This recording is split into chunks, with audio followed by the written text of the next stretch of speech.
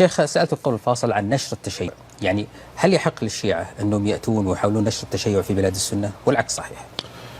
أنا في تصور أنه يحق بل يجب على كل صاحب مبدأ أن ينشره، يجب على كل صاحب مبدأ أن ينشره. الحرية كمبدأ وتعريف قول وفعل ما تشاء، أن تقول وأن تفعل ما تشاء. الحرية الفكرية التي أدعو لها، أنا أدعو لها حتى داخل الإخوان المسلمين، وعلى فكرة هم يقدروا هذا تقدير كبير وما عندهم مشكلة. في النهاية هم يعرفون أفكاري ويدعوني أني أربي شبابهم وأسوي محاضرات عندهم.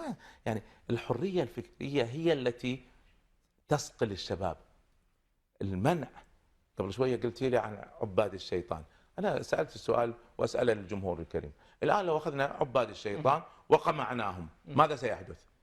راح يتحولون إلى حركة سرية. أفضل وأوثر تحقيق الحرية على مجرد تطبيق الشريعة. الثورات تدعو إلى الحرية، تدعو إلى انفتاح. نتمسك بالديمقراطية ونقاتل في سبيلها. نحن نسعى إلى تحقيق الحرية بأرقى معانيها. هل أنت مع حرية المعتقد وحرية الأديان؟ أنا مع كل الحريات، أنا يعني أقدس الحرية، حتى إني قلت في أحيان كثيرة وأغضب هذا بعض الإسلاميين، قلت إن الحرية مقدمة على تطبيق الشريعة. أنا عندي الحرية قبل تطبيق الشريعة.